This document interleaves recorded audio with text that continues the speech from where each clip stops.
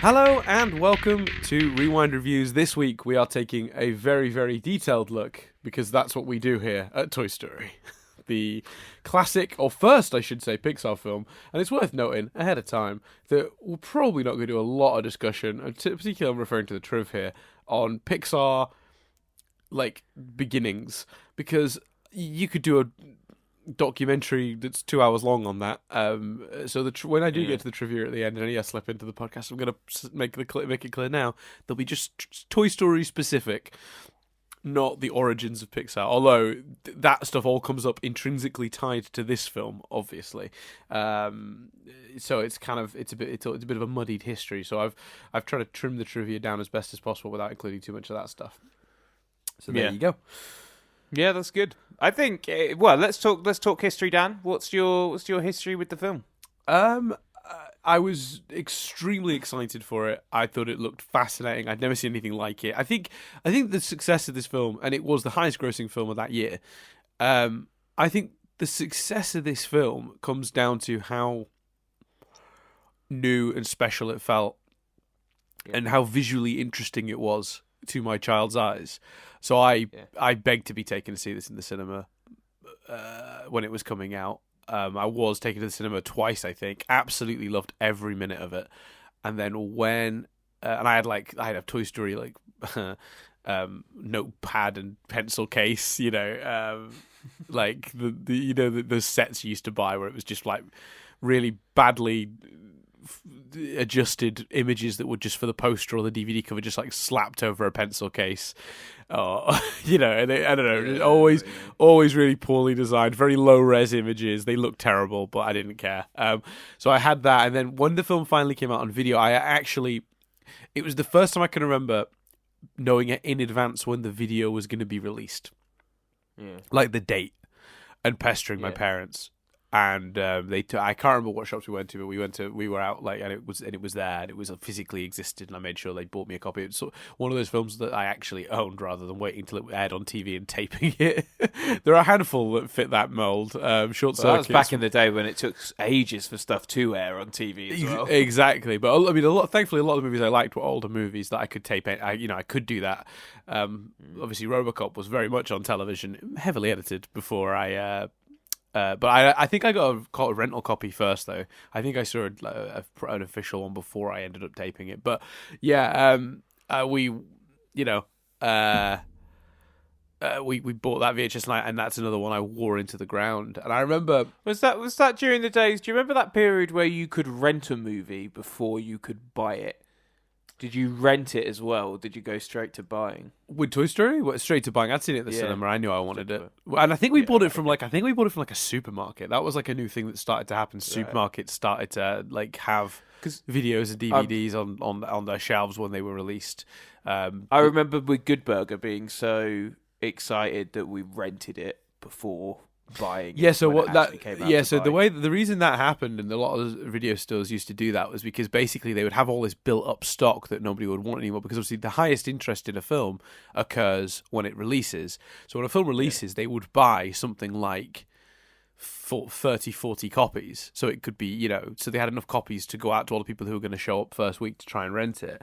But then what would happen is it would slow down massively, and they would only really need 1 or 2 copies to sustain having a copy at the video store. So then they would sell off the access, which is fair enough, because you know how much they spent on those? Do you know the weird little dirty secret? Those rental copies would cost £60-70 Jesus per copy to the company. Wow. So you could buy it in a shop yourself for a tenner, but if Blockbuster wanted to buy it and rent it out and license that, they would have to pay the extra, and it would be like £60-70. Wow, fair play. So it was like hugely expensive to buy copies. So that's why they were always trying to recoup those costs. Like if they bought a film and it didn't, not enough copies went out, they'd then have to hopefully sell it for at least a portion of what they bought it for. Once they rated it out a couple of times, though, they'd make back their £70. Then it was all profit from there. Yeah, that's fair. But anyway, so you had it on video. I was very similar story. I remember watching it in the cinema, loving it, just being visually wowed by it. I remember it just being all the rage. I think the BBC aired like one of the sketches or whatever they made after, or like a program about toys, and that Christmas after it came out, like geared a lot of the promo stuff to make it look like they were showing the film, which they weren't. And I remember being angry and being like, well, they keep sort of indicating, and it's like, yeah, but it's not Toy Story, they're not showing that. And I remember being frustrated by that. But yeah, exactly the same as you. Had the videotape, can see it now in my mind. Had the tape, saw it at the cinema. I think it's one of the earliest. I think when I think about, like, when people are like, oh, what were some of the first films you saw at the cinema? The films I can really remember and picture and feel came early on were 101 Dalmatians, both the animated version and live action, and Toy Story. Like, those are the films I think of when I think about early cinema trips. I think I've got a similar list. It's Toy Story, Space Jam, and Jurassic Park. And Lion King, which was, I think, the year before Toy Story. I saw Lion King in the cinema. And I think I saw one of the bad Batman films in the cinema really early on too. Because obviously, or Batman and Robin. I think it was the Jim Carrey one, which is Forever. Yeah, it's Forever. I think I saw that in a cinema because that came out around that time, 94. I borrowed. I'm sure we'll do this when we do Batman. But I never saw those films. And then I don't think Batman Begins was out. I don't think it was that late, but very late into teenage years. I was round a friend's house, and they had a box set of those first four films. Right. I borrowed the entire box set and watched them all close together. And it's quite the quality decline. It's not even... You know what it is? I've come to a conclusion in the years since that it wasn't even a quality decline. It was actually... Schumacher just wanted to do something completely different. And they forced it into the same continuity and it didn't work at all. Yeah, definitely. But he gets a rough shot because I think what he was trying to do was what Sam Raimi got to do with Spider-Man. Yeah, I think in some ways Forever and certainly Forever and in some ways and Robin, when you think about like the amount of villains and stuff, in some ways they were ahead of their time. Mm-hmm. Yeah, and I think if you did that approach now to Batman, I don't think that is what they're going to do. But if you did that approach now to Batman, if you essentially made a live action version of the 60s TV show, I think it would go down well. Yeah, I think so. Yeah. Because people would be like, oh, it's different. Agreed. Yeah. Anyway. 100%. What was your experience rewatching it now? Well, before I get to that very quickly, one last thing I want to add is that this is the first film I was aware of the marketing for. Yes. Oh, absolutely. I think that's fair. I remember the advert that was aired on TV constantly, set to "The boys are back in town." Don't know why. Yeah, I don't remember that, but yeah, that sounds amazing. Yeah, there was a TV spot that aired in Ireland actually, that had it set to. But they're not back in town; they're new to town. Yeah, but maybe they changed boys to toys. I can't remember. Maybe I can't remember. Anyway, yeah. Yeah, that is a weird. Actually, now I'm thinking about it, maybe that was an advertising campaign for the sequel. Maybe. I don't know. That would make more sense. Would make more sense. But either way, I remember distinctly because I remember the shot that used to capture my imagination the most from the trailer was when they're leaving Sid's house in the car, and like they not in the car in the they roll down the stairs and they go through I think it's like a cat flap out into a hedge. Yeah. During the escape from Sid's that leads to them traumatizing him forever. That shot of them all just in a line, zooming down and going up like it looked like a ramp. I can't remember what. I can't even just the shot in my head. I can see it so clearly. And the vehicle just sort of... that shot just stuck in my mind. Every time I saw it, it captured my imagination. I was like, what are the circumstances of that? But also, how cool does that look with computer animation? Well, I probably didn't use the word computer animation, but it certainly looked action-packed. More action-packed than it actually is, I think, which is hilarious. We'll get to that, because it's certainly...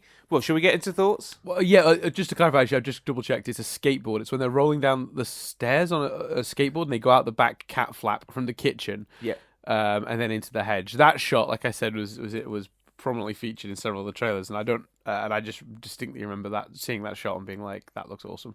I don't know what this is, but I wish to see it.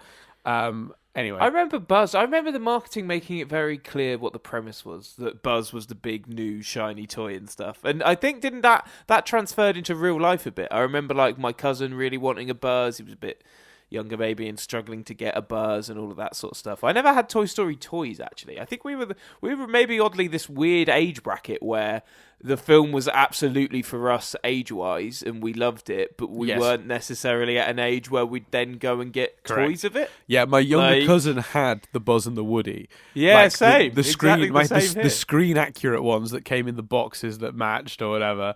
That like did exactly what the ones in the film did, which is a great selling point. What a perfect idea this is for on a profit perspective, to make a film about toys that you can then actually just go and make physically and sell, and they can be screen accurate and do everything the ones on the and the Woody was a proper ragdoll as well, and moved exactly. I think if memory serves, in the way it was a struggle to get the Buzz. Yeah, absolutely. I should have asked him last night. My uncles made references to it. Yeah, it doesn't surprise me. It was definitely the more popular one. All the wings actually popped out. Although, and I can't speak for modern ones, but the one that came out around the time of the first Toy Story film, the wings were not long enough. They were not the right length. That upset me. Oh, really? Like, well, I saw my cousins, and like you push the button, and the wings do pop out, but they were about 2/3 the length of actual buzzes. And I remember being so like, well, these are screen accurate to a point, like so yeah, says a lot about the age difference. Yeah, it does. Yeah, my cousin's like 250 and beyond, and I'm like, wings aren't long enough. Got to sort that out. So on this viewing, I was really taken by. We talked last week about how RoboCop is basically a perfect movie, and I think script-wise, structure-wise, a lot can be said for this film as well. In the same vein, for 73 minutes, it's phenomenal how much they do. They do a really great job of really characterizing and telling a journey and telling a story with Buzz and Woody, but then equally making everyone else really excuse the pun, but 3D, and from a character perspective. They give everyone else character, and they flesh them out. They're more than just background characters, but they don't get in the way of telling the story with Buzz and Woody. Correct. Yeah. So from a script and structure point of view, I thought I was struck by how phenomenal it was, and I probably would have said that anyway. I was wondering, my big thing going into it was, how am I going to feel about the visuals? And to clarify here, any vaguely like, this element looks out of date or whatever. Saying that now is very much talking about it in a modern context, because it is 2019. With Short Circuit we talked about the content in a modern context, so I don't think it's unfair to talk about the visuals in the same way, but that does not at all take away the stunning visual achievement that it was in 1996, 97. I just want to be very clear on that. Like, anything we say about the special effects or whatever, or the computer animation, is with a modern eye, acknowledging that it was absolutely groundbreaking and spectacular at the time. What I found interesting about the effects and stuff and the visuals of it is, I think the stuff in wider settings, like at the end, all the stuff on the road, and when they're trying to get back into the van, and the Pizza Planet stuff looks beautiful, and anything that's kind of a bit broader, I think actually does hold up. It's when they're close on characters and moments, and you notice if it's a textured background, it looks awesome. If it's not a textured background, if it's a wall, it almost looks. That's when the film looks out of date. Some of the bedroom stuff where there's not the detail and the texture in the background is when it looks out of date. The stuff when there doesn't need to be because it's quite far angle, or there's quite a lot of stuff in the background, holds up. That was my experience in terms of rewatching it visually. What are your thoughts on the visuals? Yeah, no, I'd pretty much agree with what you say. I think some of the close-ups, especially Woody's face. There's a weird thing that seems to go on with Woody's face where his eyes seem to be a separate animation piece to the rest of his face, and the seams between them sometimes are visible. I can't describe it. I don't have the vernacular to 100% describe what it is, but between his mouth and his eyes, just sometimes Woody's expressions look off and weird.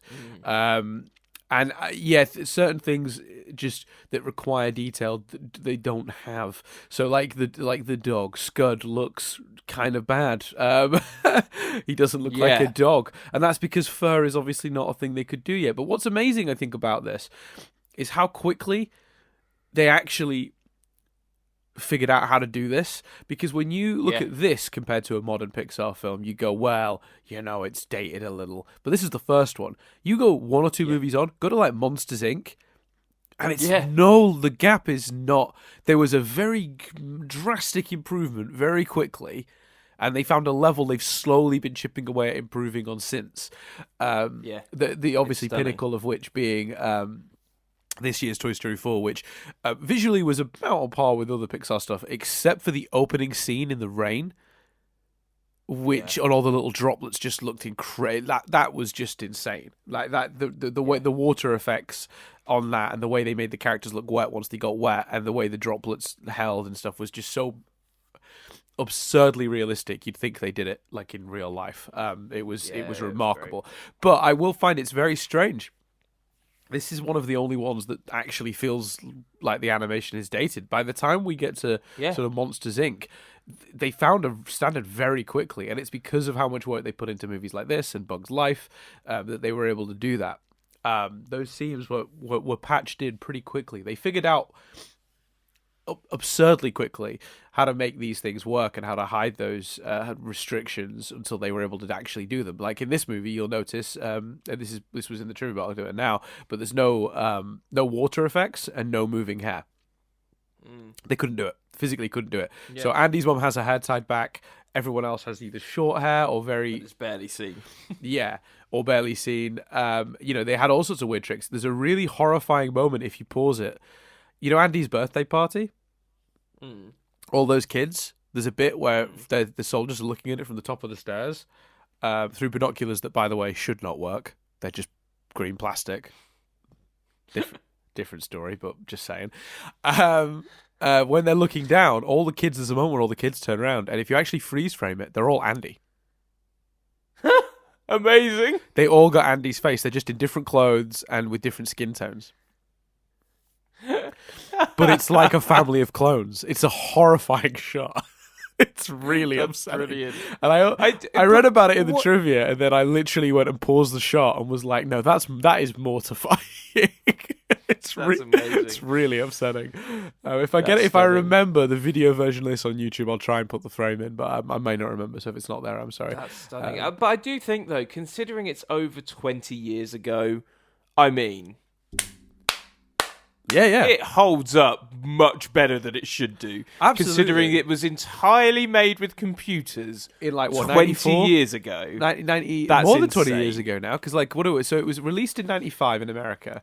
Is it 96 in the UK? Yeah, 96 in the UK, 95 in America. And I don't think it got to Ireland until 97, I want to say. Something stupid like that. Wow. But it was kind of incredible. Like it was because they were animating this from I guess the early 90s, like 92, 93 they probably started. When you think about what computers could do back then, and there were questions as to whether it would physically function. Like, could a computer even hold or compute to render the data of a feature-length film animated this way? And the Pixar guys were insisting it could be done. And again, not to dip into the trivia too early, but another testament to how close they were to the edge of the technology they were using. They were actually proved wrong. They were convinced this would physically work in terms of a computer could render this and hold this data. When they went to make the VHS and home release of this film, the data was all corrupt. Because it was just too much data rendered on these hard drives, and they just couldn't. I don't know what happened exactly, but it didn't work. They were lucky to get it in theaters. You know, So what did they do about that? I'm not sure. I don't know if they then just transferred a theater print across, or if they uncorrupted it somehow. It's a bit unclear, if I'm being honest, or if they had backups. Maybe, I don't know. But they, it doesn't specify in the trivia. But basically, like, huge chunks of the movie were corrupt in the final. When they tried to do the home release, which made them very lucky to be able to do it at all. So yeah, I that's pretty interesting. And like, but I get it. It tells you just how on the cutting edge these guys were. I mean, they were, it was a company bought. It was a company started by George Lucas that was then owned by Apple and Steve Jobs. Steve Jobs owned the company at this point. They didn't go. Well, no, they weren't at Disney at this point. They were Disney was the publisher. When did they go to Disney? Not to get too... I don't know exactly when. Much further after this. They made a bunch of movies with Disney first. So Disney were the distributor. Well, let's have a look. When did Disney buy... Not Marvel. Pixar. There you go. Third option. No, 2006. 10 years later. Oh, wow. Blimey. Yeah, they had a really productive relationship as two separate companies. One owned by Apple, one obviously one the giant corporation that is Disney, and they just kept making movies and letting Disney distribute them. Cool. Wow. We make the movies, you put them in theaters. We don't have the infrastructure for that. We just make them, and it worked out great for everyone. And then Disney bought them back in 2006. In terms of the way they covered stuff like that up, not showing Andy's mum much, etc. The kind of low angles of the humans. Well, often. the funniest one actually is just because this will lend to your point, I'm sure, which is when Woody sticks his head in the cereal bowl, but he pulls it out. You'll notice there's no more drips on his face. Like they frame it so when he puts his head in the cereal bowl, you don't see the liquid of the milk. Oh yeah, no, and I hadn't noticed that, and then he pulls it out, and all that's left is obviously the cereal in his eyes, but like the actual you don't see any of the liquid for that reason. Yeah.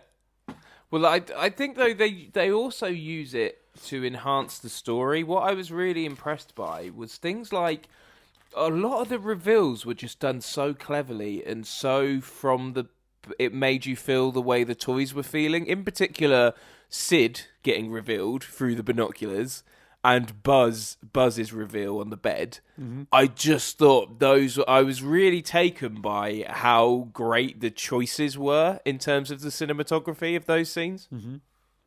I thought they really added a lot to show you things from the toys' perspective. There's loads of details I didn't notice the first time. I've never noticed that the Mr. Spell thing is communicating. And being like, oh no, or question mark, when confused, and like consistently talking, but just not talking. I didn't realise that in the beginning they're hearing what Andy's getting for his birthday. One of the things he gets is battleships, and then later on in the movie they're playing it. Yeah, that's great. That's a great little connection I never picked up on.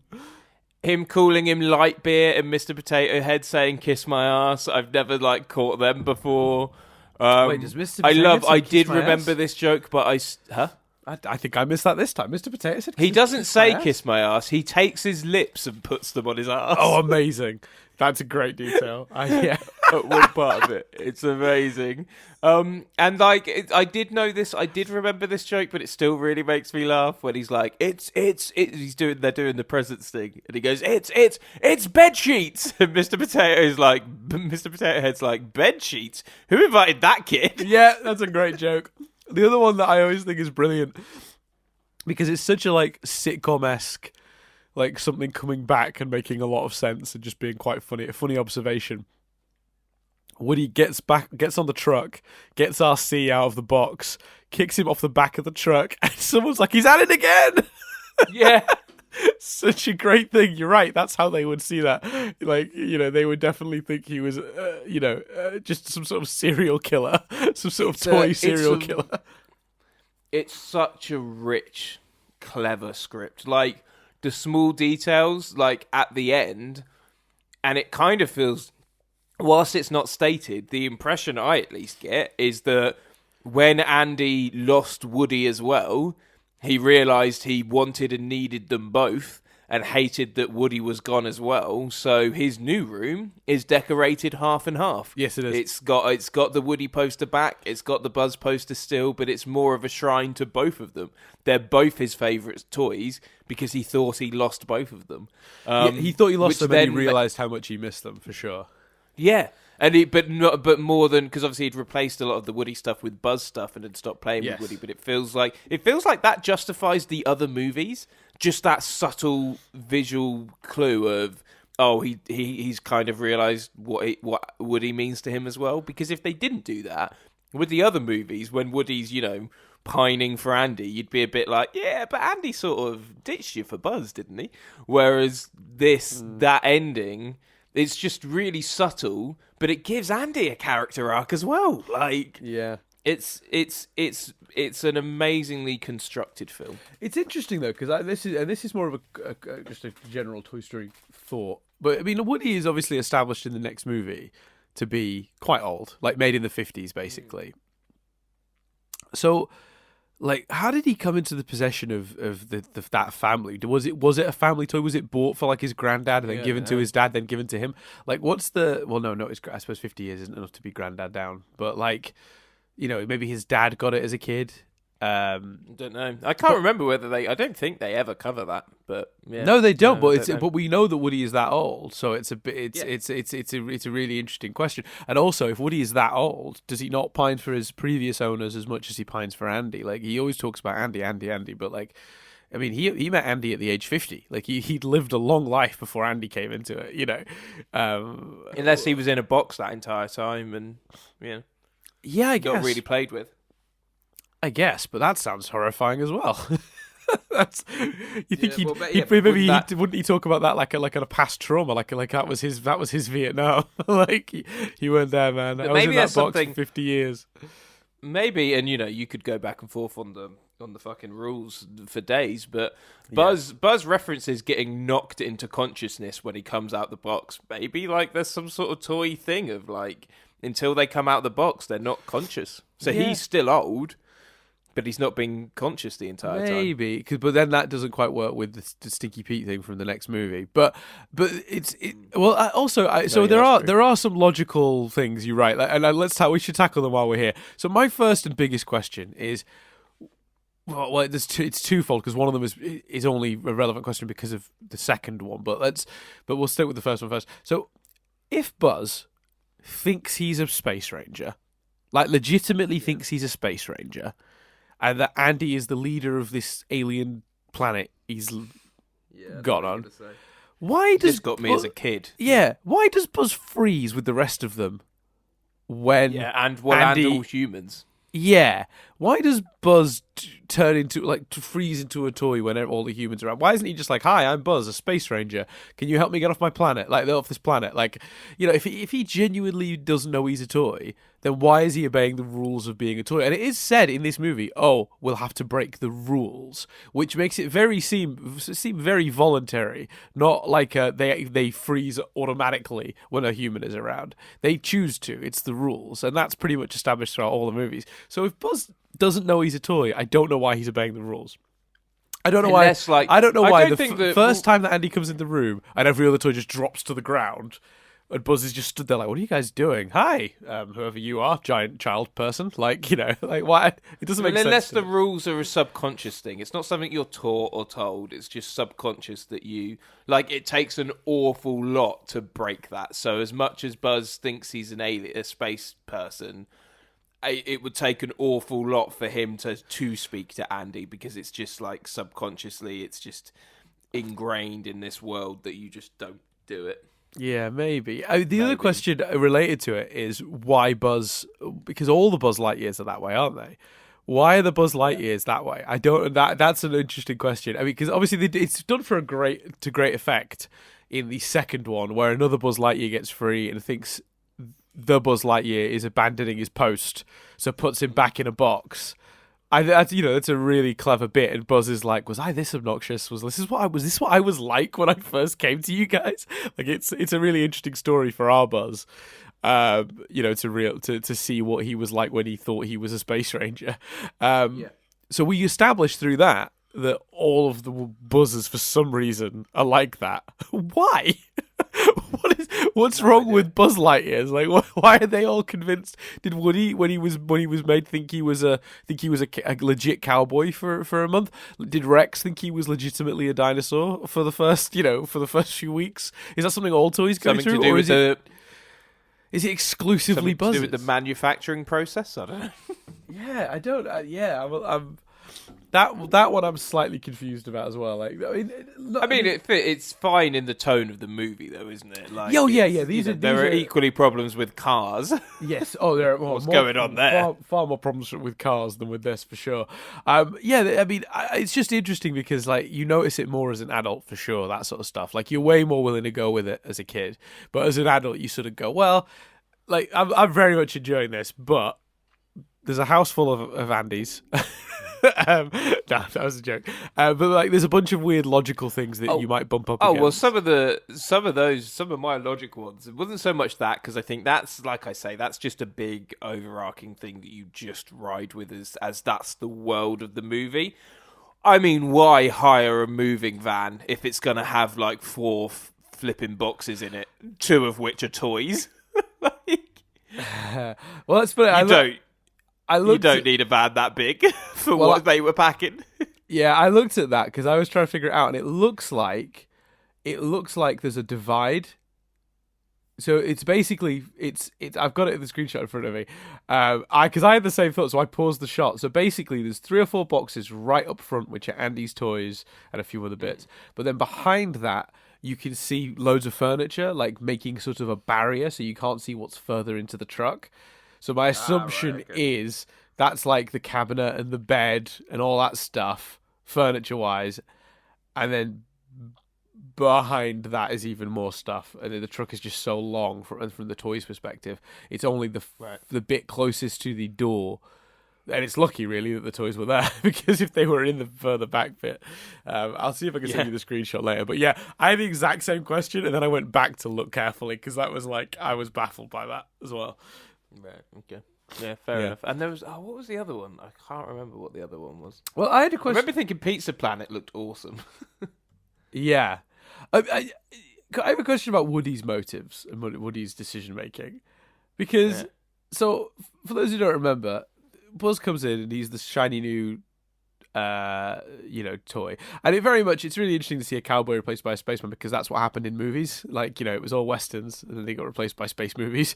So I think that's very much intentional. I don't think that's a coincidence. I think that's it's a very logical thing. It's space is all new and shiny and stuff, and thanks to things like Sputnik, and like there was a big space boom, wasn't there, at a point, and it was just much cooler than all the kids wanted to be an astronaut. Whereas they'd used to watch westerns and want to be a cowboy, but not in this era. But like obviously, like 50s, I guess 50s, 60s. So it was interesting to see that they referenced that. But so Woody gets replaced. He's jealous.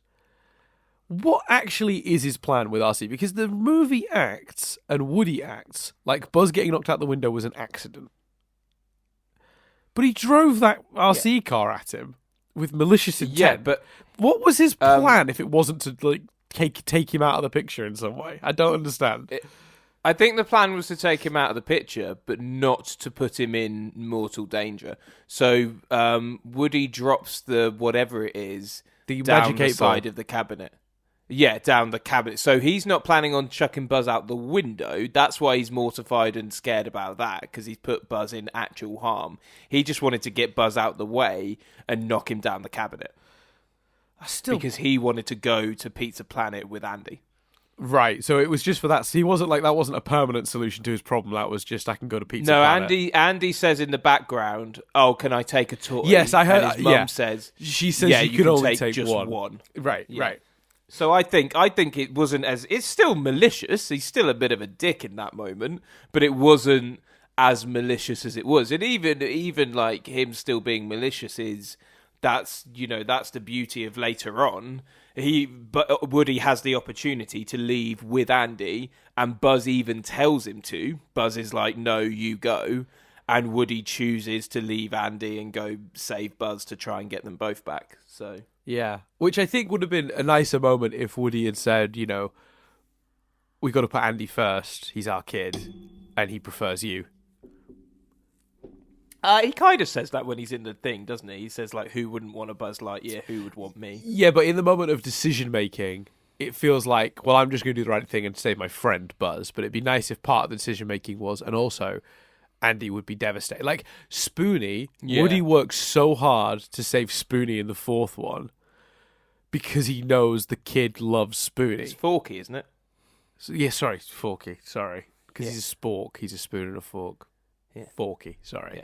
That's fine, Woody goes to all that trouble to save Forky because he wants the kid to have her favourite toy, right? But I think that's Woody's That's story the arc. evolution no of the longer character. Selfish. Yeah, Right. he's not as selfish as he once was.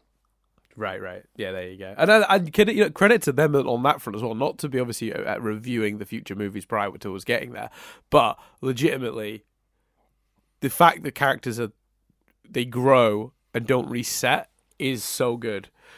Like Woody never relearns these lessons. Buzz is evolved in the next one. He doesn't go back at any point. Well, in the next one, then Buzz stops evolving, I would argue. Yes, yeah. The fourth film is not a great film for Buzz.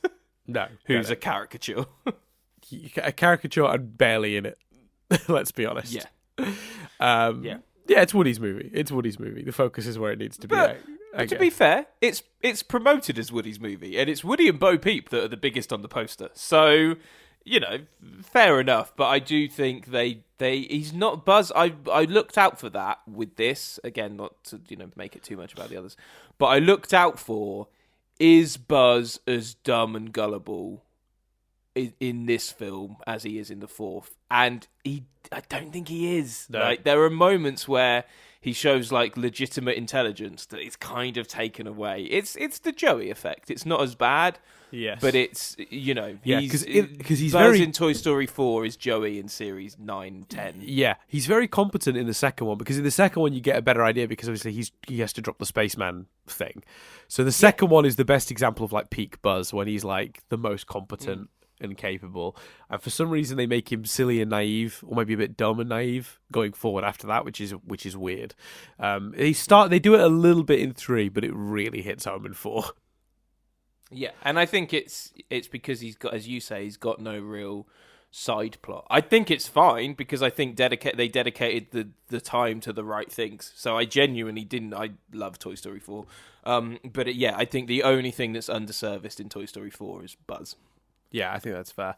Heading back to this movie then. So so we'll sort of take a look at like some of the sort of story beats and see how we think it plays out. So I mean, in terms of the way the story starts, do you think they do enough to establish the world early on? It's done very quickly, but that can. I'm not particularly referring to this film, but like you could foresee a version of this where it's not effective because they sort of set it up a little too quick, the little toy society. Did you think that was the case, or do you think they sort of nailed it? No, I thought they did a good job of it, personally. I thought they established it all quite quickly. I think what helps is what they're doing, send in the troops and, we're having a meeting, and last week's meeting, they do enough to make you as an audience go, oh, they do this all the time. This is them. This is what they do. I think so. I personally think they did set it up enough, yeah. Yeah, I think so too. I tell you one God. One bit of setup that I did find weird was when Buzz is introduced to the picture. But it's clearly Woody thinking about it, but it is weird because they do a montage which starts before the film starts. So they do a montage with Andy loving Woody and Buzz just isn't there. And then they kind of go, and this is what happens when Buzz is introduced. And it's like, that's a bit weird. You're like playing with the timeline a little bit there. Yeah, I mean, the song covers that, doesn't it? Because the song talks about how things used to be that stuff. So the song does a lot of the heavy lifting to make that clear and not a problem. Yeah, confusing. I think if the song wasn't like that, then it'd be a different. Yeah. Well, a side note here: the music choices throughout are incredible. Yeah, I mean, Randy Newman doesn't get enough credit, I don't think, for his work in this movie, but it is stunning. Yeah, It's a really really well done thing. Yeah, I agree with you. I think I think while it could be too quick and you could lose time that you'd be able to properly establish stuff if you didn't do it properly, I think they get away with it here pretty well. I think they do a good job to set up the characters in a very short space of time in terms of not just Woody and Buzz, but obviously there's a whole cast of toys that they characterize very quickly. Although it's funny to think like how small scale this adventure ends up being compared to where these movies go. Very true. It felt epic when I watched it the first time, but when you compare it now to like them, chasing after the airplane in the second one, or it's it's much smaller scale. But it's not as wide a cast at this point. Obviously, I think that's the other problem they had in 4. By the time you get to 4, they introduce new toys every movie. By the time you get to 4, there's so many toys to deal with. Whereas in this, it's really, let's be honest, it's Bo, Potato Head, Slinky, Rex, and Ham.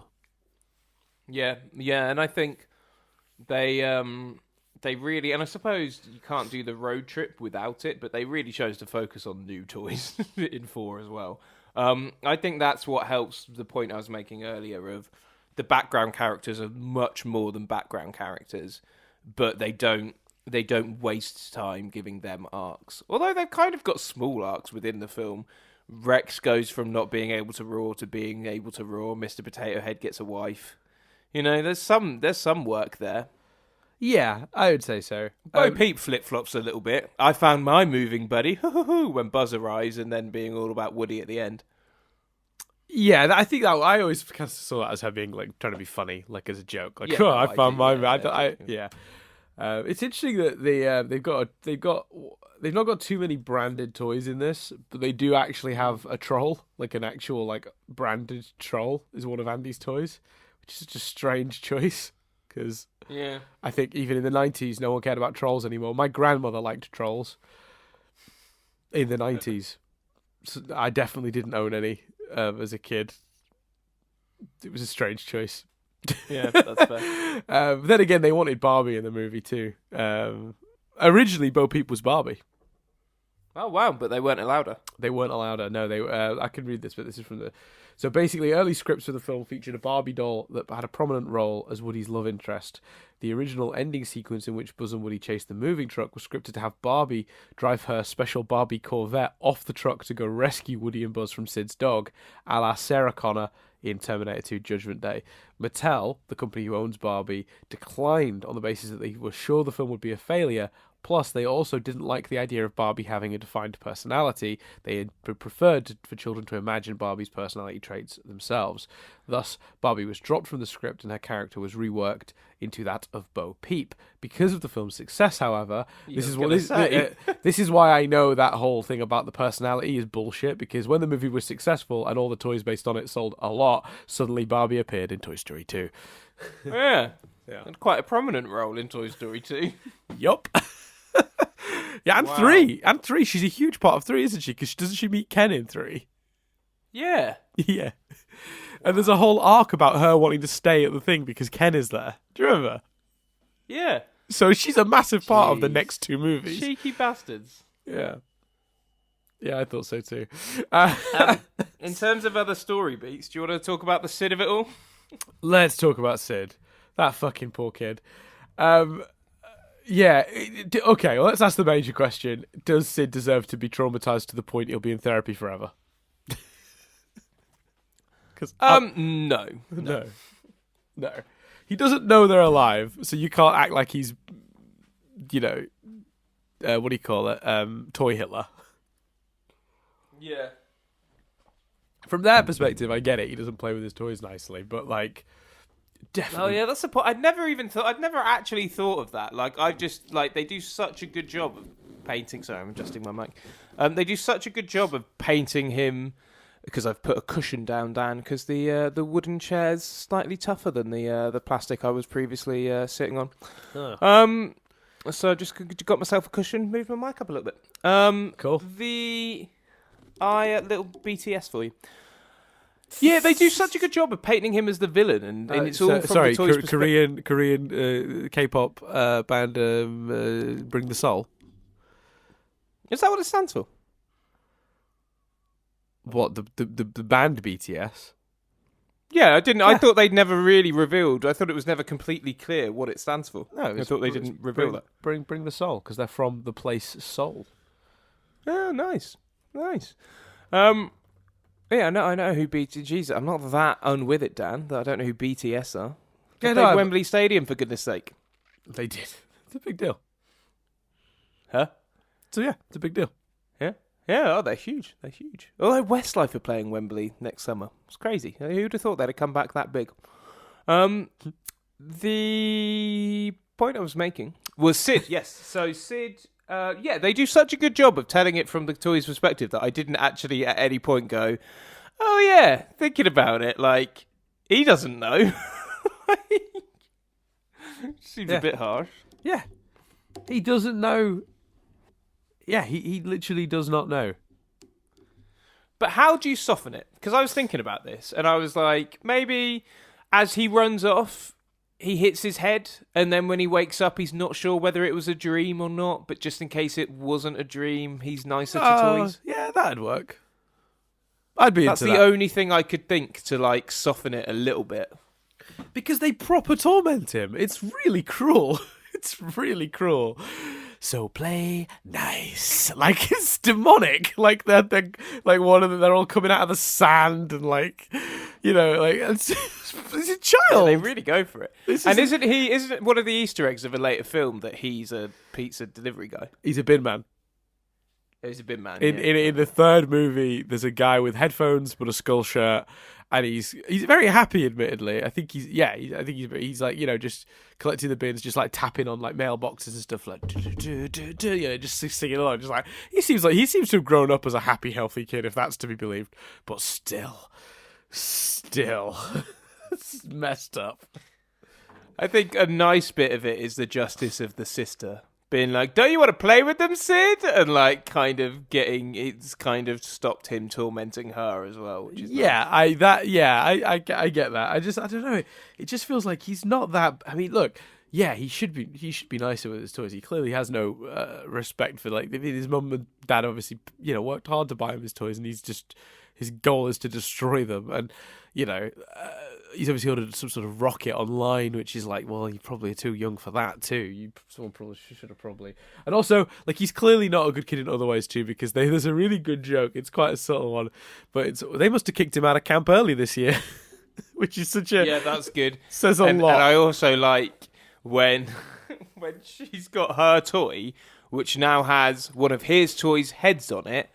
And he's like, whatever she says, it's not true. It's like, it's clearly true, Sid. Like, I don't know how you think you're getting away with this one, buddy. Yeah, and another really good, very subtle joke is, if you notice, when Buzz is saying that he's having tea, I'm having tea with Marie Antoinette and her sister. And the reason that Marie Antoinette and her sister is because they both had their heads removed, and Marie Antoinette and her sister both beheaded. Oh, Jesus. Wow. That's a very clever joke. That's a very clever joke. That is, wow. Yeah, which is one that I didn't initially, I certainly didn't get as a kid, but got much later. It's a good joke though, and again, subtle. That's a great joke. Very subtle. Yeah. I think they do. Yeah, they do. The setup of Sid is done very well. He does is feel menacing. Yeah, he's one of the. I mean, like, this is a movie series kind of famous for having great villains. You know, Stinky P and what's the Gabby in the fourth one, and then Lotso in the third. Lotso being my favorite of the toy enemies, but this is the only one that doesn't have a toy enemy. The enemy is just a child that doesn't take care of his toys, and that's kind of genius. And it's funny. Yeah, it is. Yeah, definitely. And it's funny that one of the tropes of the series, which is evil toys, isn't in this movie at all. But I think maybe how do you do child as well as this. No, you don't. That's why no one's ever done it Yeah. again. Like, that's 100%. No, you're never going to have a child as well set up and well established as being cruel with his toys as Sid is. And he is menacing. And when they end up in Sid's house, you do like, oh, dear Lord, they're in trouble, aren't they? Like, it's incredible how much this movie convinces you that even though, and I will say this movie has one thing that it does better than all of the other,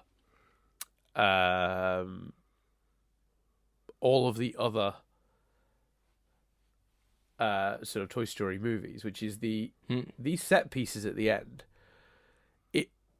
In the other movies, they cross town, they go all over the place. It stops feeling impossible for them to just go where they want and do what they want. But in this movie, you genuinely don't know how they're going to get out of Sid's house. Yeah. You genuinely, there's jeopardy and tension on the basis of, I don't know how they're even going to get to the other side of the street. And then and then when the moving truck goes, you go, they're toys. What could they possibly do to get on the back of that truck now? Yeah. They're screwed. Yeah, that's fair. And that is something that sadly is gone by the second movie, because in the second movie, it's kind of a movie of two acts. And the first act is they're having to chase after Woody, and they end up at Al's toy barn. And once they've done that, even that, it takes them ages to get to Al's toy barn. It takes them ages, but there's no challenge in it. It's not difficult. It's just time consuming, which is reasonable. They've got to be secretive, and they're small, so that yeah, sure. But it doesn't. It's not impossible. They just go to Al's toy barn. Yeah, and then on top of that, so once you do that, then everything else that happens in the movie doesn't seem that. And then they get back in the end by driving the thing that they put the luggage on because that's just outside Andy's house. That's like a joke at the end of the second movie. That's how they got back themselves from the airport. It's not even shown. It's just skipped over. Yeah. The journey back from the airport is skipped over. So this is the only movie that has that tension in it, which is a real shame, because it's one of the best parts of this movie is that you constantly just feel like, I don't know how they get out of this. I don't know how they get... Like, obviously I do, but as a kid, I remember watching it and just being like, I don't know. What next? How do they escape? I don't know. This dog... Yeah, it's a really good point. Yeah, and that moment when... So that gives them the moment where Woody... So Woody has been sort of had his back. The toys have turned their back on Woody because they think Woody's a monster. And there's this brilliant scene just after Buzz finds out that he's a toy, which we'll come back to because that's one of my favorite scenes in the entire movie. Probably my favorite scene in the entire movie, but we'll come back to it. Where Woody throws the Christmas lights across to the other window, and the toys catch them and are like, yeah, come across. And then Potato Head, who it's kind of subtly hinted might have been Andy's favorite toy until Woody came along. There's a lot of him digging at Woody as a leader and being replaced and like being quite cruel to Woody. So that you could, some have read into that as maybe Potato Head was young Andy's favorite toy. And there's this moment where Woody's like, can you let us across? And they debate whether they're going to let him across. And when they drop the lights as a kid, and that, because I was just like, oh, perfect, there's his route home. When they drop those lights and he can't cross to their house, I genuinely, as a kid, was just like, this is hopeless. He's done for. Yeah. There's no way across now. It's such an impactful moment because not only do you have the characters making a decision to sort of leave Woody bereft, despite him being, their leader and friend for how many years, which is an emotional character moment, but on top of that, he's screwed. They've literally just thrown away his last lifeline. And left him with Sid. Like it's such a great moment, and that only works because the circumstances are so that you genuinely feel that jeopardy of how they get out of it. And I love that this one, and it feels the case compared to the others. My memory of this is, like I say, being a bit of a road trip movie, and I was struck by watching it like, oh, it's quite a while before they're like out of the house and like on that journey, and it's all set up, which is great because it's all masterfully done.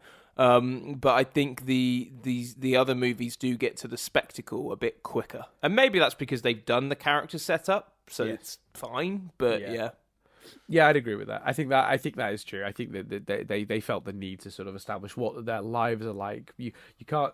do you do the fish out of water? Well, you can, but you've got to show the fish in the water first, so you understand the impact. Yeah, of exactly. being out You've of got the to water. emphasize the difference between Andy and Sid, essentially. And I thought even that coincidence, as it were, of like how they end up with Sid, I thought all played beautifully. Obviously, those little alien creatures in the grabber game are really popular and stuff, and you can see why. They're only funny in this, though. They're annoying in every subsequent movie. Do you want to talk about the Buzz realizes he's a toy scene? Yeah, I mean, is that the greatest scene in the Toy Story movie? Possibly. Honestly, the music, Randy Newman, I could fly if I wanted to, like a bird in the sky. I believe I can fly. And the soaring, and as he starts to fall again, that is heartbreaking. Yeah, it's heartbreaking. And when he hits the steps and bounces back, and it's just that shot that pulls out, which is so artistically done. And I guess they were trying to show off. To be honest with you, I think with this movie, they were trying to show off that they can put the camera wherever they fucking like because it's animated, and that they can, because it's computer animated. They've got these 3D environments. They can just put the camera wherever they like until they get it right. But that shot that's Buzz and then pulls upward directly away from him with his arm detached, and him looking deflated, and it's the Randy Newman line of, and I will go sailing no more. Like, it's, oh my God. Like, incredible. It's brilliant. Just one of the greatest moments. And it's funny because that moment, ironically, comes after him technically finding out he is a toy. But it's just that one last... comes after the, "You are a toy," yelling, yeah. Well, no, it's comes straight after he sees the advert. Oh, yeah, I see what you mean. I was thinking of it as one big scene. Yeah, no, well, it is technically all one big sequence, but like the he goes into that room and he sees the Buzz Lightyear advert on the TV, which is pretty much proof, and then he sees the Made in Taiwan or whatever, but there's like, I love that he's so convinced that it can't possibly be a toy, that even after he sees that, he's like, no, I can fly, I can do this, I'm Buzz Lightyear, damn it, and it's just such a powerful scene. It really is. And then it leads to some of the funniest stuff from the whole movie, which is deluded, delirious. Well, nothing matters, I'm a freaking toy, Buzz, which is just the best. Everything about Buzz after that point until he realizes is just so funny. I just love that. Give me a hand. Yeah, great. Yeah, it's great. And also, and then he goes, "I am Mrs. Nesbit. Do you like the hat? Do you like the hat? The apron feels a bit much." It's just such a good line. Everything about him when he doesn't care anymore is so amusing to me. And he's just like peeling off his stickers. Like, I don't give a shit. I'm a toy. It turns out I'm a toy. Do you think all Buzzes must go through that same existential crisis when they reach their owners? But the turn as well, the way he listens to Woody and what brings him back, and the cementing of their friendship is brilliant as well. Yeah, so there's for those who don't remember, there's this there's basically this moment of pause where Sid is about to blow Buzz up on a rocket. He's asleep, yeah. And then it starts raining. So Sid's like, I'm going to blow Buzz up tomorrow then. And then he sets his alarm and he goes to bed. And then there's this moment where Woody and Buzz are able to talk. Woody's sort of trapped under a box. With a toolbox, and Buzz is just next to him, strapped to this rocket, and they just have to have a conversation. He just has to try and convince him that they're worth saving, that Andy is worth them getting back to, and that being a toy is worth something. Bringing joy to a child is as cool as being a space ranger as a job. And it's a really great conversation and a really great character moment, because I remember I went into this thinking, well, Toy Story 1's fun and all. It's a fun little romp, but it's not got any of the heart of the sequels, has it? Maybe not as much, but I tell you, that scene, that's good stuff. But I think it has got as much, because you've got the added layer of knowing the characters later on, and that legwork is done in this film. Sure, but this film only maybe it's not as one... adult, nothing quite is them going into the furnace in 3, yes. But again, that's so powerful because you know them as characters. Yeah, it's difficult. It's got a different type of heart, but I don't think the heart would exist in the other films without this one.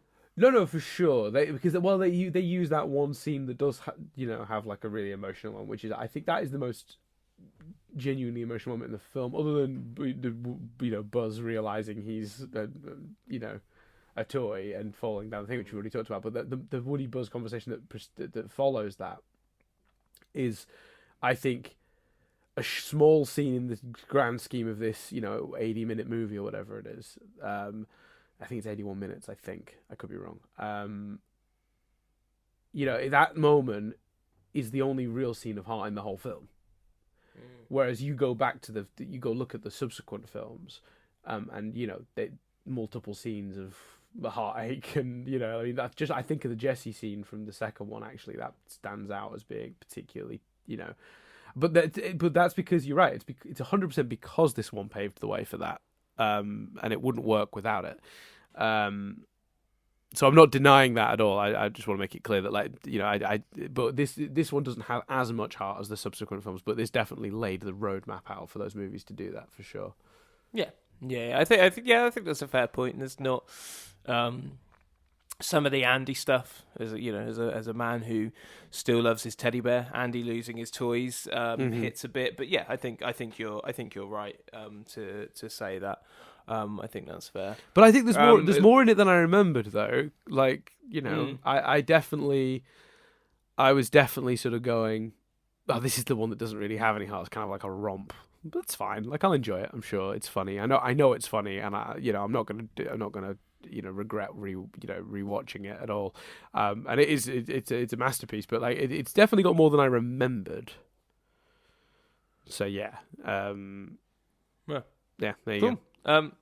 Triv, or have you got more comments on anything else? I feel like we should. Should we talk a little bit about Bo? Yeah.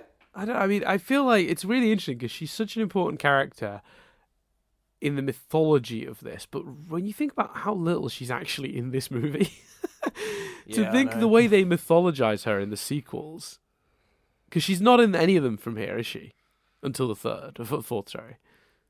I think she's in 2. Is she in 2? Is it so? It's 3. Yeah, she's gone. It's 3. She's gone missing. She vanishes between 2 and 3. Yeah. I see. Yeah. Okay, maybe they do more with her than in 2 because she's. I think, yeah, you go. Well, I just don't think there's, considering the way they mythologize her and like how fondly they remember her, she's barely in this movie. But she's in it. She's in it pretty much just as much as the others, and I do like that they. Whilst she's barely in it, they have them kiss. It's a legitimate relationship. Bo Peep and Woody are together, which makes the stuff they do in 4 more believable. I think I was quite, because a lot of criticism or comment about 4 was, oh, Bo Peep's suddenly this warrior. I think the signs of that are here. She grabs Woody round the neck with her thing, and admittedly, it's then hardened by time and being sent away and all of that stuff. But I don't think it's unbelievable as a character arc based on how she is here. She's the one out of all of them that's looking at Woody and questioning whether actually he is telling the truth. She's the one that stops them fighting. She's got more of a moral center than the other toys, apart from maybe Woody and Buzz. Well, no, even them, I think you could argue. She's got a sense of justice in this film, however subtle. Yeah, I think her battle hardness is more a bit at what seems out of place. She doesn't seem like a. She seems. But she's decisive in this movie, and she has agency for sure. But that's not the same as what they do in 4, where she's not just decisive and has agency, but she's actually she's like a woman of action. She takes no. But that's the years of. That's the years of being on her own and being battle hardened. Yeah. What I'm saying is the foundations to get from A to B. Right. I think has enough foundations. I see what you're saying. You add years of struggle to that decisiveness, and you get where we are in 4. Yeah. Okay. So you're saying so. Yeah. Okay. I think I misunderstood. So you're sort of saying they've created a character here that could believably become the person she is in 4. Yeah, I think so. Because you think you can draw a line A to B between the sort of being decisive and having agency to having the experience she has leading to her being that cynical character she is in 4. Yeah, for me, you Sure. can. Yeah. Yeah. No, I don't disagree with you. I was just it was an interesting perspective because I did when I was watching this movie think it's hard to see this character and that character being the same character. It was going through my head, but the way as you've laid it out there, I kind of that makes sense. That makes sense. I think it is a bit like it's not entirely clear whose toy she's meant to be. Like, is she meant to be Andy's? No, is she she's there for when Bonnie grows up? She's his sister's. Right. Okay. They set that up. They also talk about that in the 4th one because she was the lamp for his little sister, who is literally never seen again, by the way, in any of these movies. Is she not in the second one? I'm sure she's in the second one. No, she's literally not in any of these movies. It was in the trivia. She really? Yeah, she never shows up again. Jeez. It's weird. But yeah, she's a nightlight, presumably for... Is it Molly? Is that her? No, Molly's not her name, is it? Bonnie? No, Bonnie's the kid that they end up with, isn't it? I can't remember his sister's name. Yeah, it'll come up because we'll do the trivia. Fuck, is she really not in 2? Jeez, 2 must not really deal with the adults at all then. No, I don't think so. Oh, no, because Woody gets sold at the that thing, because... By accident, remember? Yeah, he gets accidentally sold at a yard sale. Yeah, by Andy's mom. So she's in it. Yeah, you know, they have the stuff at the house before that they go off on their. But she says the guy he steals Woody if memory serves. Yeah, Andy's she's mum like, is oh, no, that shouldn't. Yeah, she says that shouldn't be in here. Sorry, it's a family toy. That's where we know that's why we most people assume it belonged to Andy's dad because of that line. It's an old family toy. Yeah, which would make sense. Andy's connection to Woody if his dad's no longer around. Precisely, yeah, it was his dad's old toy. That's what a lot of people have assumed in the years since. Should we hit the trivia then? Yeah, man. So hit me with your trivia stick. It was the first animated film in Oscar history to be nominated for Best Screenplay. Quite right too. Yeah, I think so. I think that's absolutely true. Don Lasseter was actually trying to pitch full computer animated Disney feature films to Disney as early as 1982. Jesus. He basically saw Tron for the first time and was convinced that an animated, fully computer animated movie could work, and no one wanted to do it. But they ended up making lots of short films. But ended up working with Pixar. History happened.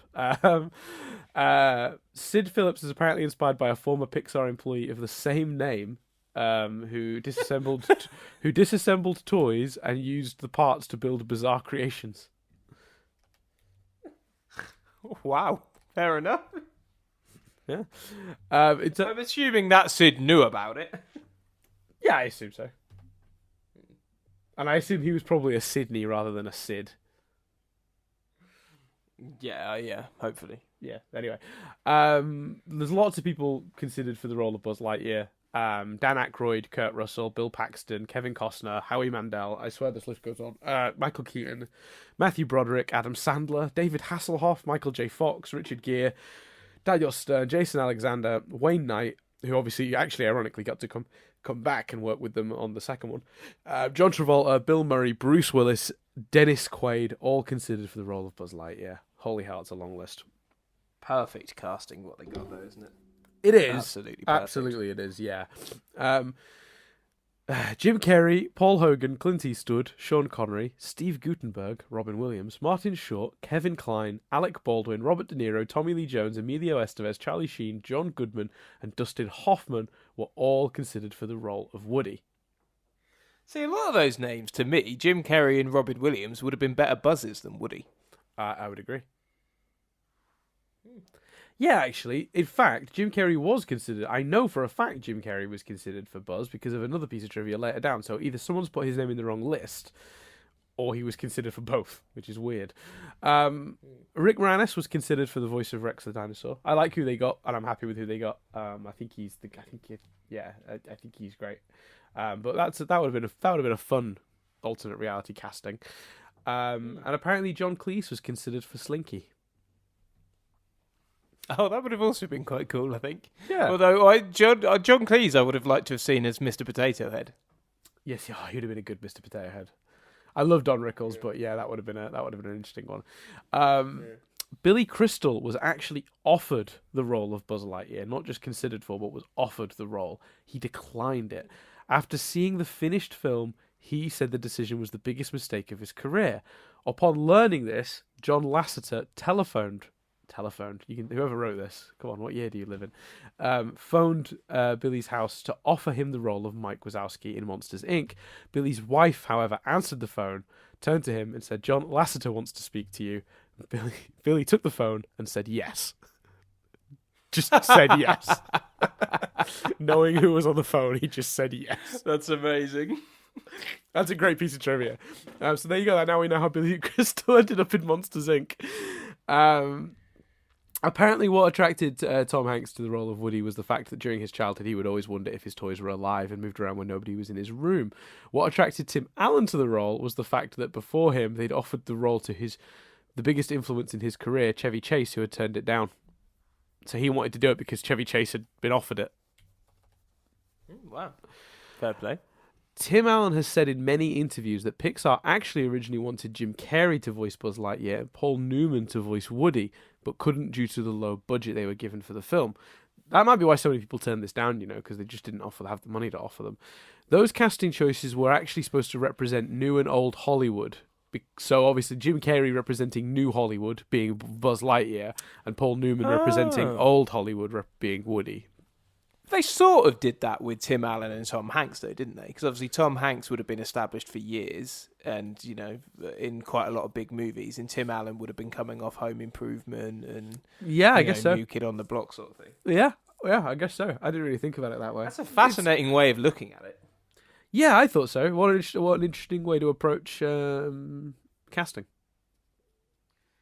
No. Because hold on. In fact, I can give you 1 second, Dan. I think it's worth just. I'm gonna do a little triv enhancing here. Well, there's one tiny bit extra to this.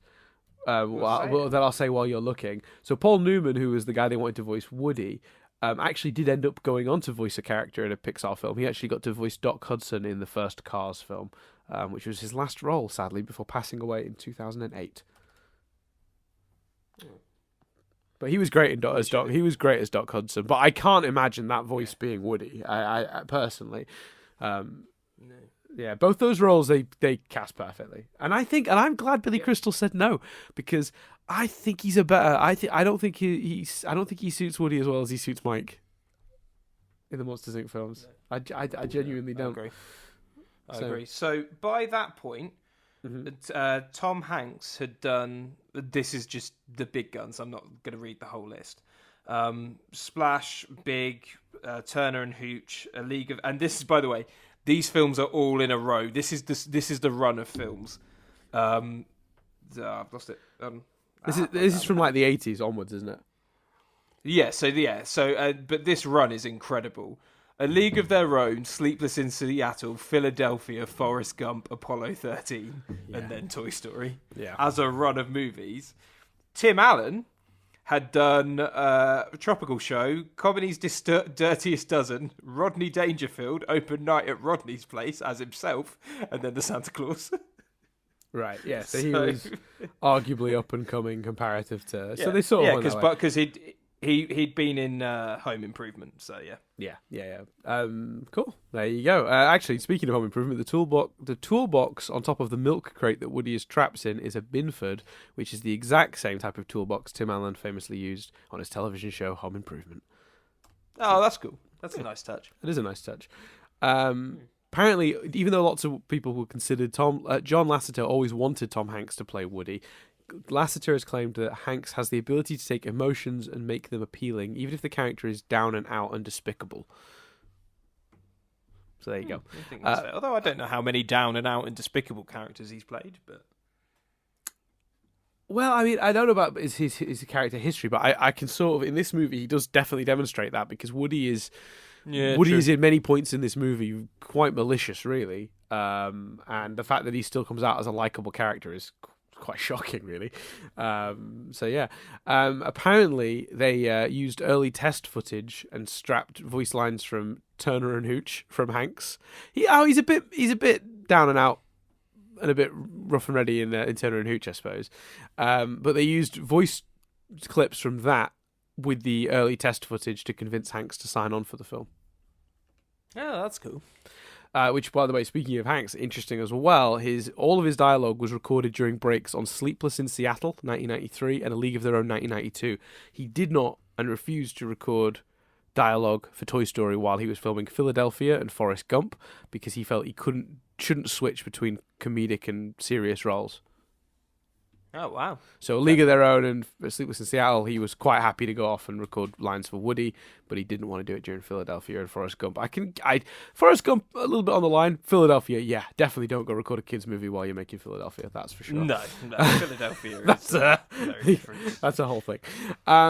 So apparently the animation team perfected the movement of the toy soldiers by nailing a pair of sneakers to a sheet of wood and trying to walk around with them on. So they actually physically that's good. went to the trouble of making a thing that would connect your feet and then being like, okay, move. How would you do it? Yeah, that's cool. That's a nice. That's an attention to detail that I think makes this film a success. Yeah, absolutely. I mean, Disney were famous for doing that sort of stuff. You know, like a lot of the Disney animators were famous for having mirrors on their desks so they could pull faces and then like draw them. Like, so yeah, that's a. Even though the Pixar and Disney are two different studios, that sort of attention to detail definitely helps make your stuff better. So Hasbro denied Pixar use of G.I. Joe. When they heard that the G.I. Joe doll was going to be blown up by Sid, because that was the plan. G.I. Joe was supposed to be the first toy you see Sid blow up. The doomed action figure was thus referenced as Combat Carl. Ironically, Combat Carl would become, not ironically, incidentally, Combat Carl would later become a speaking character in the Toy Story of Terror short that they do for the Disney Channel. Cool. Which I've seen recently, and the Toy Story shorts are amazing. They're all really good. They're all like 20-minute like little mini episode, little mini movies set in the world of Toy Story, and they're great. Toy Story of Terror is pretty good too. It's one of the better ones. Yeah, no, I haven't seen many of them myself, but they look cool. They're really good. They're all really good. Surprisingly decent. The carpet in Sid's house, I noticed this one on this viewing and this viewing alone, but the carpet in Sid's house is the same hexagonal pattern as the carpet in the Overlook Hotel from the original Shining. And I'm pretty sure the only reason I recognized it this time is because I just watched Doctor Sleep about a week ago. So that carpet design is in my brain fresh. But it is, a nice touch. It is a nice touch because obviously big horror house. Yeah, so there you go. Some 3D effects were too complex or even impossible to calculate at the time of the film. Subtle tricks are used to avoid them. Example, explosions. The viewer doesn't actually see Combat Carl's demise. Hair dynamics. So Andy, Sid, and Molly all have short hair, while Andy's mother's hair is always tied back in a simple-to-model ponytail. Any flying water droplets, so thus the viewer doesn't see any liquid when he dumps his head into the bowl of cereal. So yeah, we already touched on that one, but I just wanted to read the full thing because there's some extra ones, like the explosions that we didn't mention. Woody and Buzz are inspired by John Lasseter's own childhood toys. He based Woody on a pull-string Casper doll, which when he grew out of Casper, he moved on to G.I. Joe, a flashy new toy at the time of his childhood. So there you go. Cool. Nice trivia. Yeah. Originally, when they first was conceiving this movie very early, the title character of this movie was going to be Tinny. Not title character, but the main character was going to be Tinny, which is actually a character from John Lasseter's Oscar-winning short film Tin Toy. The story would have involved Tinny being left behind at a highway rest stop and joining up with a sarcastic ventriloquist dummy to get back to his family. But they eventually make it to a preschool. However, the writers soon realised that Tinny was too old-fashioned to be a legitimate favourite toy of a child these days. So he was replaced by a miniature toy astronaut, initially named Lunar Larry, and then later... Great name. Yeah, and eventually he became taller and got renamed Buzz, obviously, and the ventriloquist dummy, meanwhile, was also changed and evolved, became less mean-spirited, and eventually was turned into the cowboy ragdoll we all know as Woody. So there you go. Nice. So I always was confused at this joke, and this trivia explains it to me. So Don Rickles, who is the voice of Mr. Potato Head, had a weird catchphrase that was, "What are you looking at, you hockey puck?" So in the movie, when he says, "What are you looking at? Your hockey puck," and the camera pans over, and it's an actual hockey puck. Oh. So there you go. Oh, that's cool. Yeah, that's a nice touch. Well, I never got that joke, so I was always a bit confused. by No, that. me neither. Yeah, but now I know. So when the Pizza Planet delivery boy enters the Dinoco gas station, he asks for directions to West Cutting Boulevard, which is actually the street where Pixar Animation Studios was located at the time. They have, of course, since moved their operation, but at the time that's where they were based. Nice little one. Cool. Wheezy the Penguin, who's from Toy Story 2, was originally due to be in this film, but he was cut after the first draft of the script. Obviously, they brought him back in Toy Story 2. This is the shortest Toy Story movie, and actually the shortest Pixar movie to date, at 81 minutes. There you go. That's only 81 minutes. I thought it was 73 minutes. I've got that wrong. Either that or you watched an edited version. They cut out all the violence and gore. The highest grossing movie of 1995. We've already mentioned, but there you go. The filmmakers originally indicated in an interview that the moving van car chase scene at the end of the film was partially inspired by the toy train chase from the end of The Wrong Trousers, the Wallace and Gromit short. Pixar animators considered the toy train sequence to have set a standard for action that they were determined to surpass in their full-length animated film. Nice. Nice to show some respect to the stop motion guys as well. Yeah. And The Wrong Trousers is brilliant. It's one of my favourites. Yeah. I can't really remember the Wallace and Gromit films that well, but I remember enjoying them all. Sure.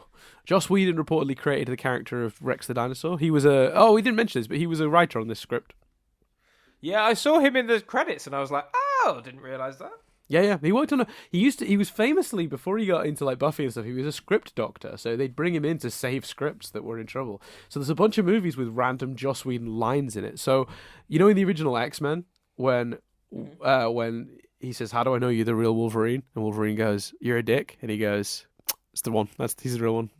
That's a Joss Whedon line he added to that film. In Speed, when they finally get the bus to the airport, and the tourist really disappointedly looks out the window and goes, "This is the airport. I've already seen the airport."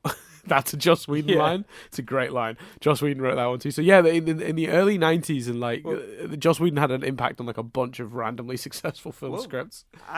And beyond, it would seem. His complete list of uncredited works is The Getaway, Speed, The Quick and the Dead, Waterworld, Twister, X-Men, Thor, Captain America the First Avenger, Thor the Dark World, and Captain America the Winter Soldier. There you go. He obviously set up a little established role with Marvel at a certain point. But yeah, he was...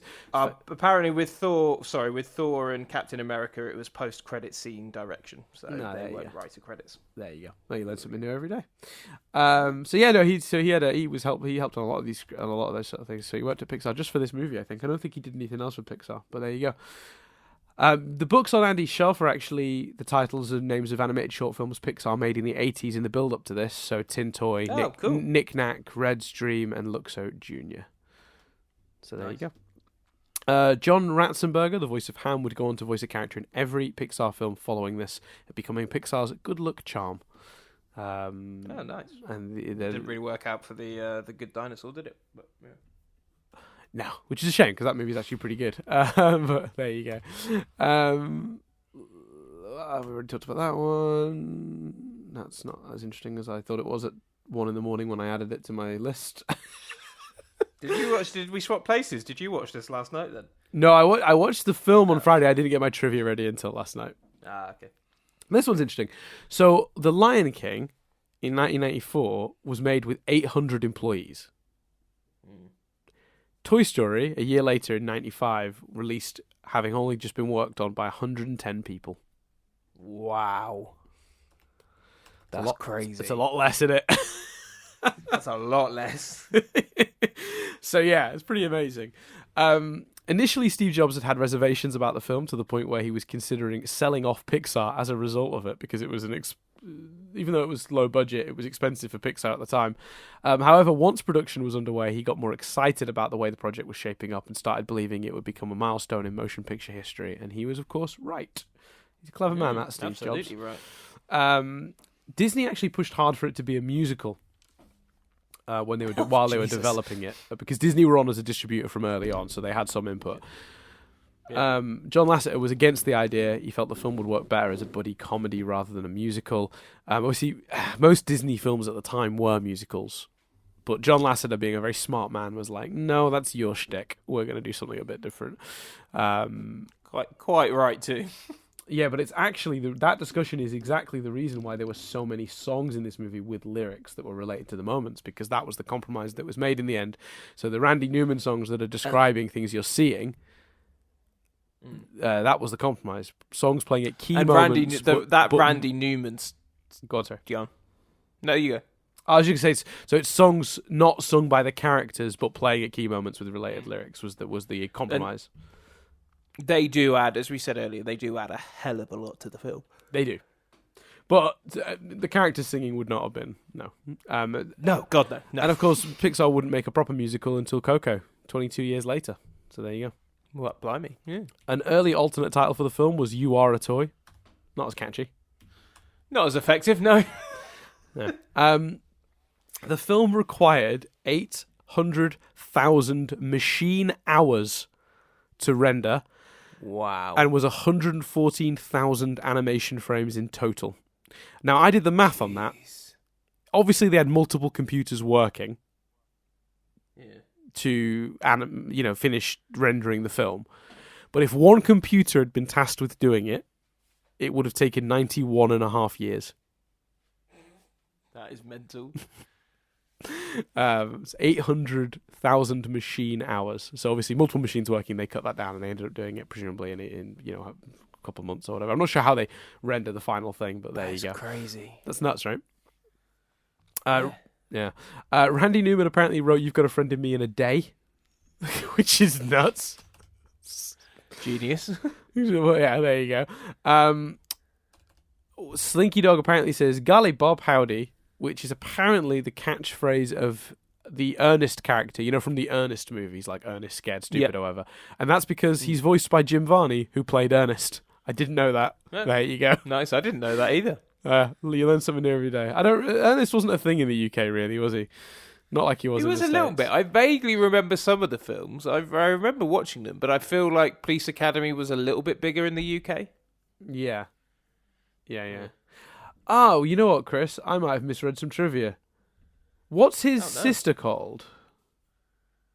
Whose sister? Andy's sister. Is she Hannah? I don't know. We never really agreed on it. Is Hannah Sid's sister? Hannah's Sid's sister, yeah. Right, so sorry, the trivia was that Hannah has not appeared since, not that Thingy's sister has appeared since. So there's a chance his sister appears in the second one. In fact, I've just remembered that she does, because doesn't she also... Oh, no, I don't remember. Either way, there you go. Yeah, it doesn't sound right that his sister's not in it at all. I think she is. Yeah, I think she probably is. I can't remember a specific scene, but she probably is. R. Lee Ernie's character Sarge was inspired by Gunnery Sergeant Hartman in Full Metal Jacket, which is the character he plays. Cool. Nice. That was his character from Full Metal Jacket. They kind of inspired him on them. But he was actually a real gunnery sergeant in the Marine Corps. That's why he got the job on Full Metal Jacket, because they wanted someone to very convincingly yell at the troops.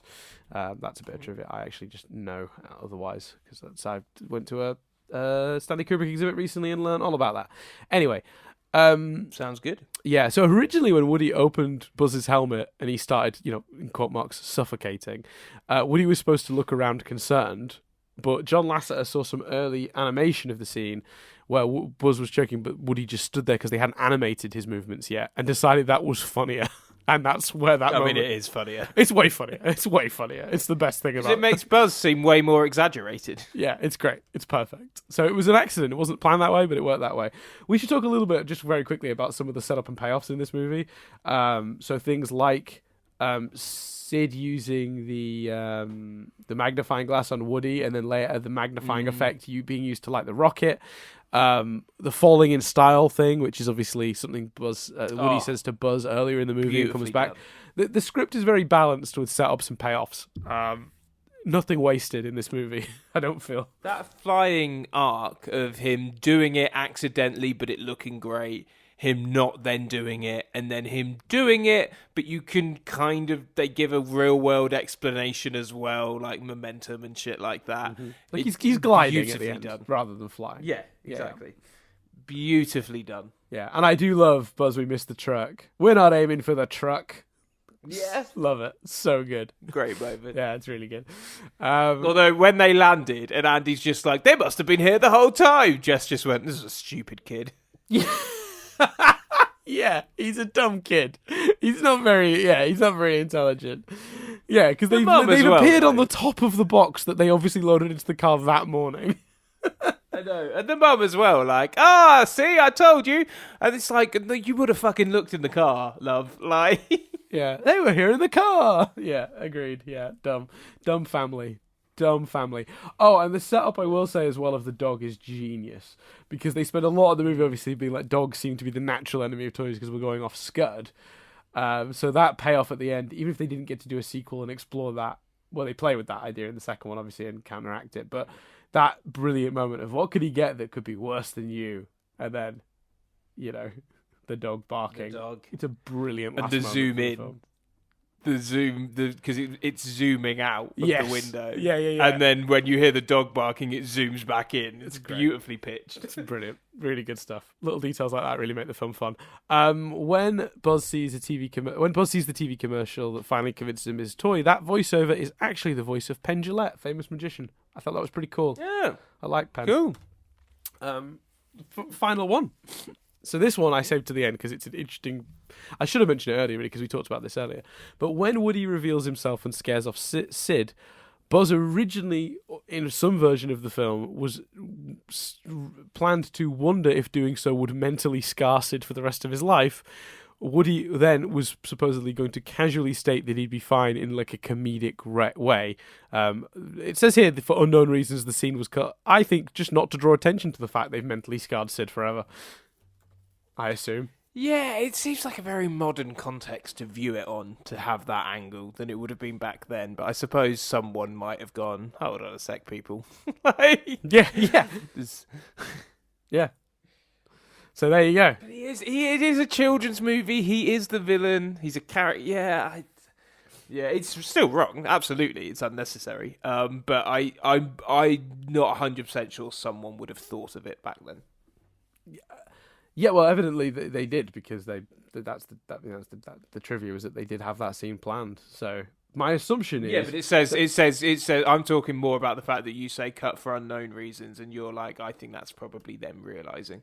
I'm saying I'm not as sold that it's them realizing as you are. Oh, I see. Yeah, just because. Well, it's one of those things. Is like sometimes if you can't think of a good explanation, it might be better just not to point it out at all. Yeah. Yeah, and like I said, I did think about it after. Because they obviously realised to have that scene nearly in it, they realised that some might perceive it as Sid being mentally scarred. You wouldn't put that scene in if you weren't trying to justify or explain, right? Yeah, maybe. Someone thought of the idea of it because they mentioned it in the script. Yeah, that's fair. Because I did wonder, because my thought came from, it was on a particular scene, and it was just one of those moments where the animation wasn't as detailed. And I was like, God, would it be a fun experiment? And would it do well? If they didn't Lion King it, but if they literally took the audio and redid the animation. So it's exactly the same, but the animation is crisper and modern. Would it make money? And then I thought, well, would they take the opportunity to change anything? And then I thought, well, what would you need to change? And the only thing I could come up with was the Sid element of it. And like I say, the only get round I could think of was that he somehow puts himself in a position where he could wake up and think it was a dream. Yeah. So... yeah, who knows? Yeah, I don't think they'll ever do that. A few people have talked about it. I don't think they'll do it. No, I think it'll be too much of a risk in terms of the amount it would cost for no guarantee of. Yeah, because you're essentially you'd have to animate a whole movie from scratch. Like you would. Yeah, I don't think they're going to do it. I just thought, would it be a fun experiment if they did? Yeah. I guess if they've got the assets from Toy Story 4, they could maybe think about doing it. I don't know. Yeah, I don't know. I think though they would have been better. Kevin Smith said recently he predicted the craze wrong. So he was predicting after the success of the Pixar movies that Disney would, when Disney bought Pixar, that Disney would redo the classics as computer animations. So they would redo The Lion King, The Jungle Book, all of that. So he basically predicted the pattern, right?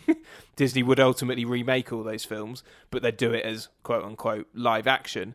I think a lot of it would have been better, as I think computer animated versions would have been better. Yeah, maybe. Certainly for The Lion King. I was happy with the Aladdin movie we got, but...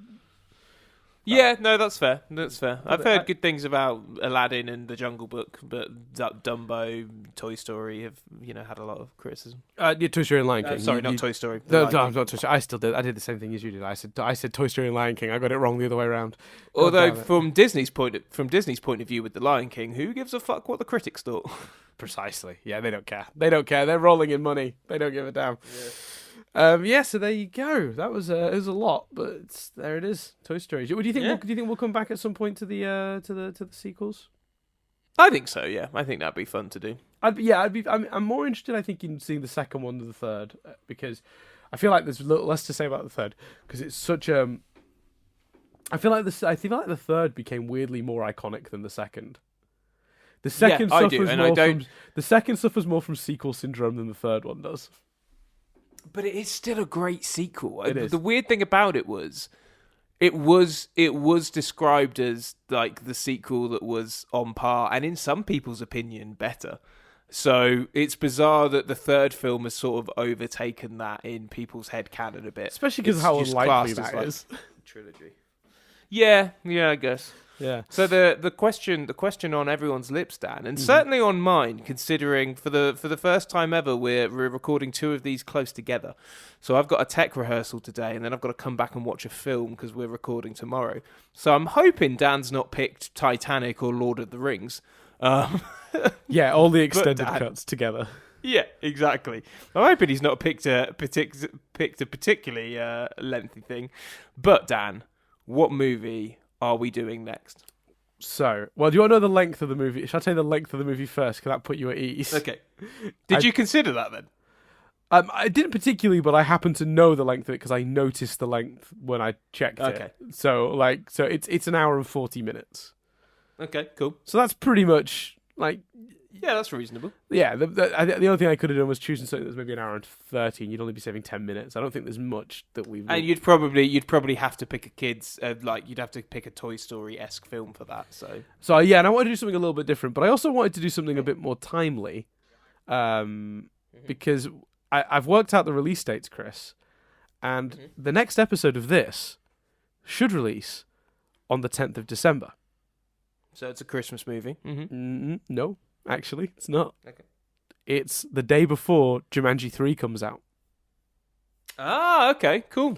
So I think we should watch the original Jumanji. Cool. 2018's Jumanji. No, I'm kidding. The original Jumanji from the 90s. Well, it'll be interesting for me because the other day I watched Jumanji: Welcome to the Jungle. Did you actually? Yeah. Had you ever seen that before? No, I really enjoyed it. I thought it was great. And have you seen the original? Yeah, I've seen the original. Yeah, but back in the day. Right, okay. So now, when Welcome to the Jungle came out, me and Nadia rewatched the original Jumanji. It's on Netflix, for in the UK at least. As is Welcome to the Jungle, actually, I noticed.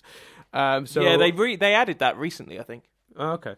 I rewatched this a couple of years ago, like whenever Welcome to the Jungle came out. I watched it before that. So yeah, exciting stuff. 1995's Jumanji came out the same year as Toy Story as well, so there's a link. Yeah, nice. I'm excited and desperate for the loo. So there you go. So I'll let you get gone. But yeah, thanks everyone for listening. Yeah, thanks for it. Yeah. I could just talk some more. Also on Netflix is Welcome to the Jungle. Doesn't matter, mate. I'm going in 30 seconds. Also, whatever you're also doing. On Netflix is you do the ending, so I need you here. Yeah. Also on Netflix is Welcome to the Jungle, the Sean William Scott movie with The Rock. which was called The Rundown. You've in got many one chance, and then I'm territories. just turning off my mic. I'm Chris Billingham, I'm Dan Tillman. and this review has been rewound.